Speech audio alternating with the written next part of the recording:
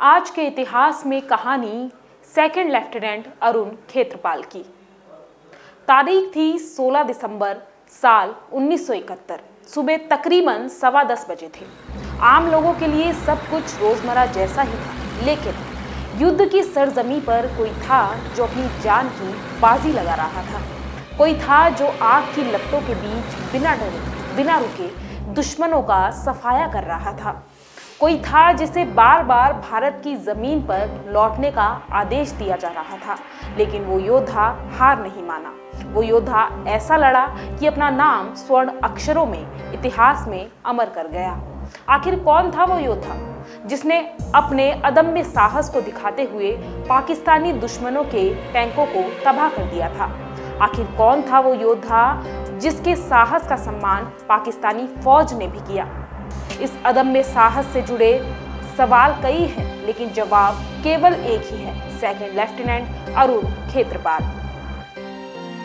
वीरता की ये कहानी शुरू होती है महाराष्ट्र के पुणे से, जहां 14 अक्टूबर को लेफ्टिनेंट कर्नल ML खेत्रपाल के घर में एक नन्हे मेहमान ने दस्तक दी। नाम रखा गया अरुण खेत्रपाल।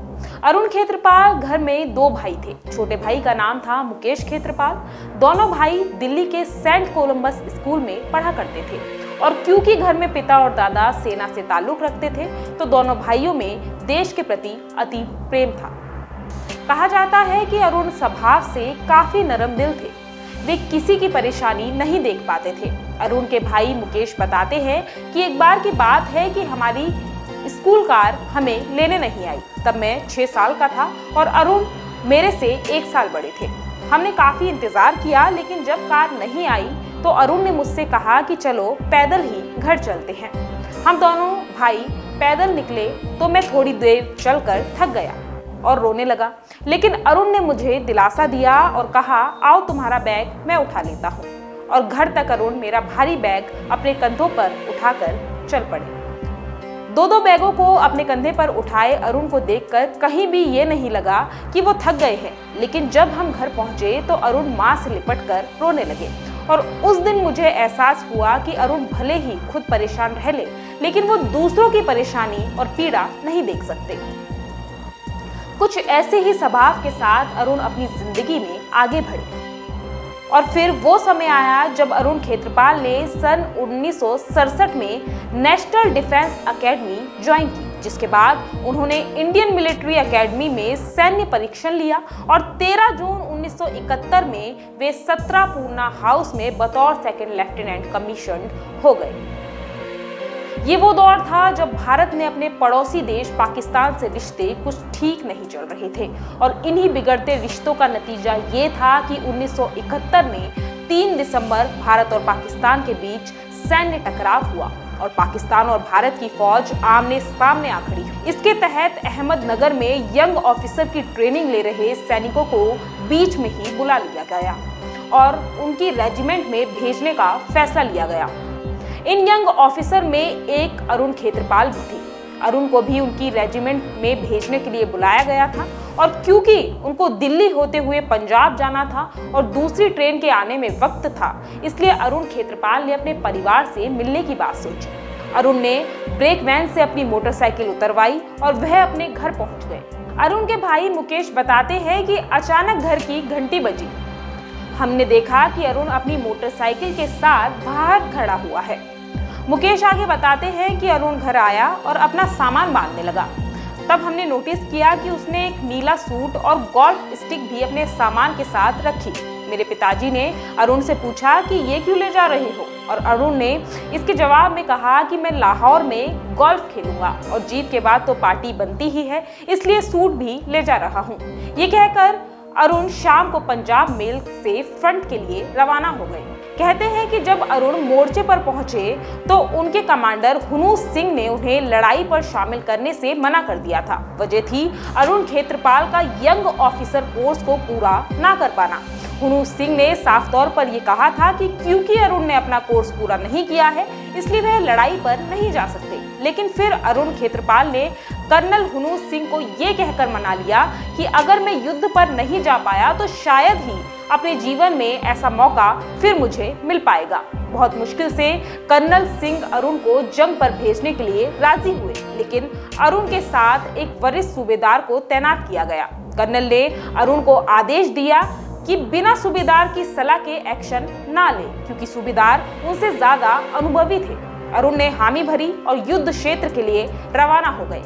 जानकारी कुछ ऐसी मिलती है कि उन दिनों पाकिस्तानी सेना कश्मीर को पंजाब से अलग करने की साजिश रच रही थी और इसलिए पाकिस्तानी सेना ने शंकरगढ़ सेक्टर में आने वाली बसंतर नदी के किनारे कब्जा कर लिया था और भारतीय सेना को रोकने के लिए अपने टैंकों की पूरी फौज के साथ पूरे इलाके में लैंड माइन्स बिछा दी थी।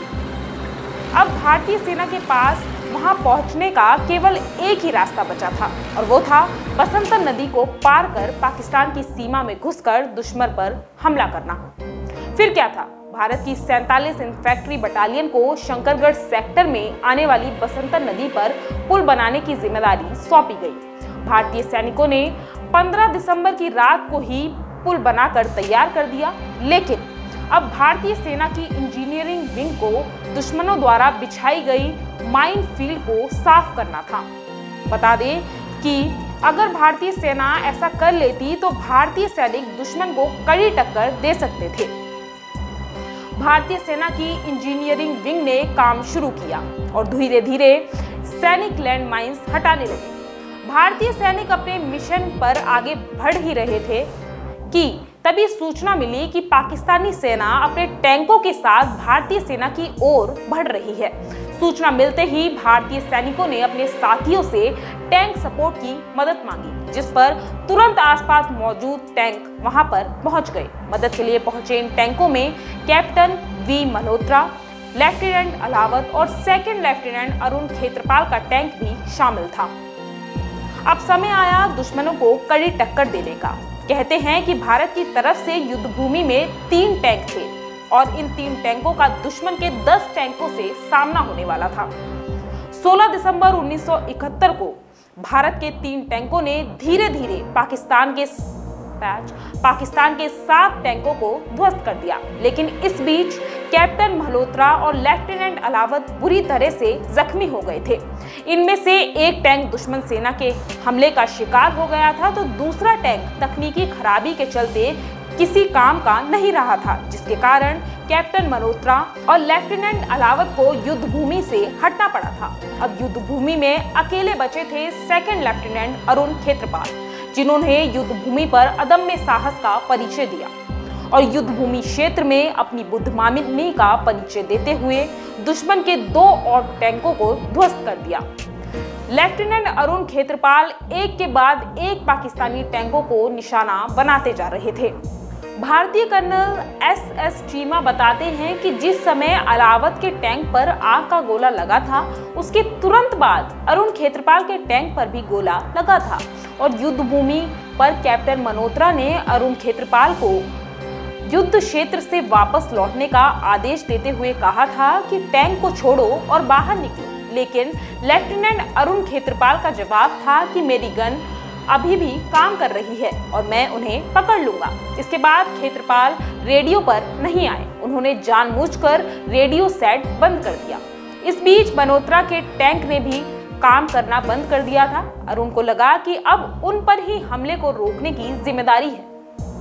ये कहकर अरुण लगातार पाकिस्तानी टैंकों का पीछा करते रहे और अरुण ने एक के बाद एक 4 पाकिस्तानी टैंक ध्वस्त कर दिए थे।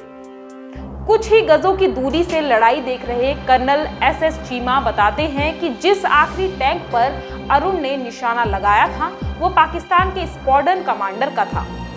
खेत्रपाल ने उस टैंक पर निशाना लगाया और उस टैंक ने भी खेत्रपाल के टैंक पर फायर किया। पाकिस्तानी कमांडर तो कूदकर बच गए, लेकिन अरुण अपने टैंक से बाहर नहीं निकल पाए और ऐसे सेकंड लेफ्टिनेंट अरुण खेत्रपाल देश के लिए शहीद हो गए। इतिहास के पन्नों में ये बात बड़े ही गौरव के साथ लिखी गई है कि सेकंड लेफ्टिनेंट अरुण खेत्रपाल के युद्ध भूमि में होते हुए दुश्मन सेना का एक भी टैंक आगे नहीं बढ़ पाया था। इतिहास हमें बताता है कि कैसे अरुण खेत्रपाल जैसे वीर योद्धा ने अपनी जान देश के नाम कर दी और इस वीरता के लिए उन्हें भारत का सर्वोच्च वीरता पुरस्कार परमवीर चक्र दिया गया। आज भले ही अरुण खेत्रपाल हमारे बीच नहीं हैं, लेकिन उनका नाम और उनका बलिदान को भारत का हर एक नागरिक याद रखेगा। आज के इतिहास में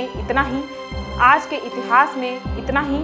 फिर मिलेंगे एक नए इतिहास के साथ। आज ही डाउनलोड करें देवभूमि इनसाइडर ऐप।